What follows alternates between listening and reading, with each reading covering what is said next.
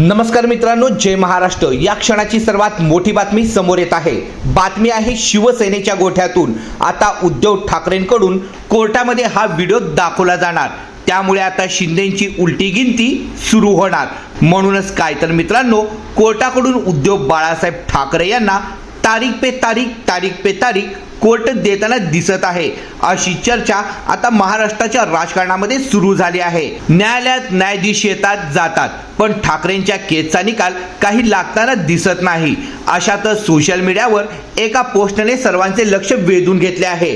या पोस्टमध्ये म्हटलं आहे की डॉक्टरांना हात जोडून विनंती आहे की जेव्हा एखादा न्यायाधीश आजारी पडेल तेव्हा त्यांना औषध देण्याऐवजी पुढची तारीख देऊन टाका, तेव्हा देशाची न्यायव्यवस्था सुधारेल। ठाकरेंकडे असा नेमका कोणता पुरावा आहे ज्यामुळे ठाकरेंना पुन्हा एकदा पक्ष, चिन्ह आणि नाव भेटू शकतं?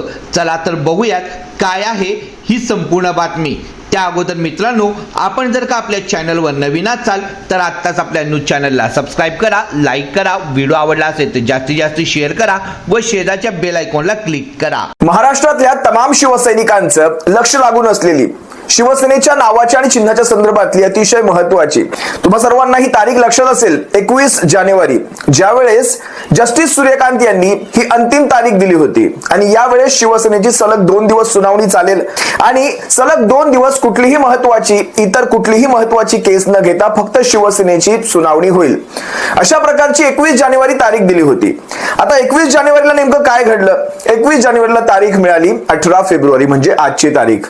आज बऱ्याच शिवसैनिकांचे मला वैयक्तिक फोन कॉल्स आले, SMS आले की आज नेमकं माननीय सुप्रीम कोर्टामध्ये शिवसेनेच्या नावाच्या आणि चिन्हाच्या संदर्भातल्या याचिकेचं काय झालं? लक्षात घ्या शिवसैनिकांनो, माननीय सुप्रीम कोर्टाच्या वेब पोर्टल नुसार कालच शिवसेनेची तारीख म्हणजे आजची ही तारीख ही आजच्या कामकाजात कुठेच नव्हती। म्हणजे 18 फेब्रुवारी जरी दिली असली तरी ती कामकाजात कुठेही लिस्टिंग वर नव्हती।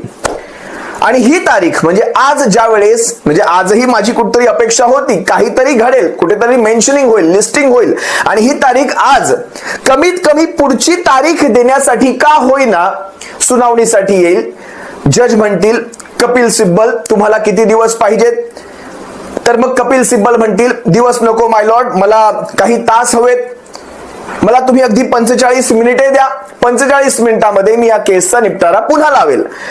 हे अशा प्रकारचे 1-2 डायलॉग जरी झाले असते तरी महाराष्ट्रभरातल्या तमाम शिवसैनिकांना कमीत कमी थोडासा दिलासा वाटला असता। पण आज नेमकं झालं उलट। आज काहीच घडलं नाही। कालच ज्यावेळेस ही तारीख कामकाजातच नाही उद्याच्या, तेव्हाच मी समजून गेलो होतो, कारण पुढचा हिचा संगणकीकृत तारखेचा तो दिवस होता थेट 12 मार्चचा। 12 मार्च म्हणजे पुढच्या महिन्यातल्या। आता मधल्या काळात काय घडेल? मधल्या काळात कदाचित मला वाटतं उरलेल्या झेडपी असतील, किंबहुना तो 50% आरक्षणाचा विषय कुठेतरी मार्गी लागून झेडपी लागतील किंवा झेडपीच्या दरम्यानची ही तारीख असल्यामुळे कदाचित 12 मार्चला सुद्धा ही पुढची तारीख पडेल। मग ती 12 एप्रिल असू शकते, 12 मे असू शकते, कुठल्या वर्षाची हे मला नाही माहित, पण शिवसेनेच्या तारखा या येत नाहीयेत हे आपण स्पष्टपणे पाहतोय।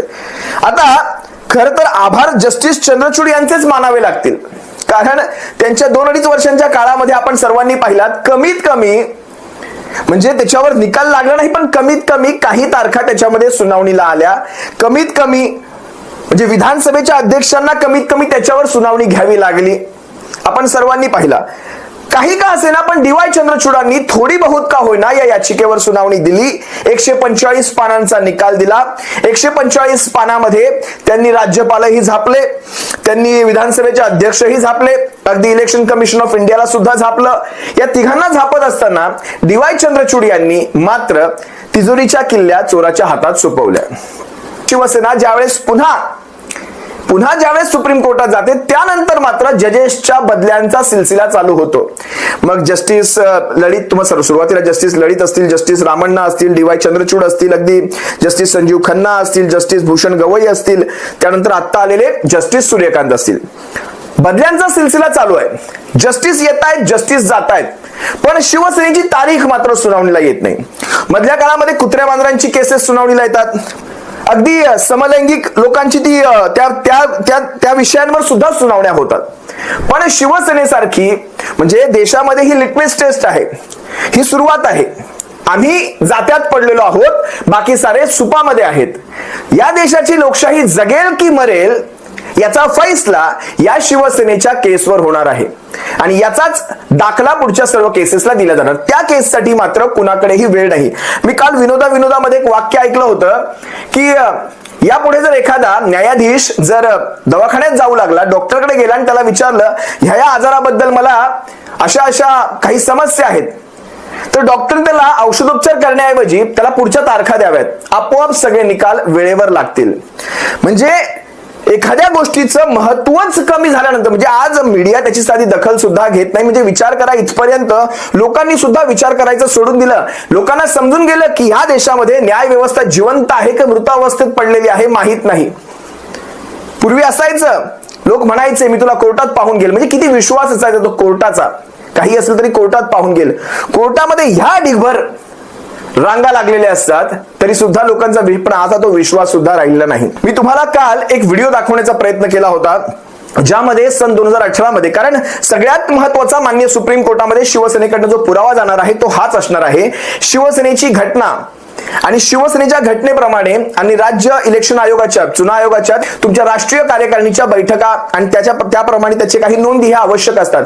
त्या नोंदीतला एक व्हिडिओ मी तुम्हाला काल दाखवला होता, पण मी तुम्हाला त्यातले काही क्षण दाखवतो. त्या क्षणांमध्ये तुम्हाला स्वतः एकनाथ शिंदे सुद्धा त्या शिवसेनेच्या राष्ट्रीय कार्यकारिणीच्या बैठकीत बसलेले दिसत आहेत. तो व्हिडिओ जर तुम्ही पाहिला नसेल तर हा व्हिडिओ एकदा पहा. या राष्ट्रीय कार्यकारिणीच्या कार्यक्रमाच्या क्रमाप्रमाणे ते शिवसेनेचे राष्ट्रीय कार्यकारिणीला सुरुवात होते आहे. मुख्य निवडणूक अधिकारी ॲडव्होकेट बाळकृष्ण जोशी यांना विनंती करतो.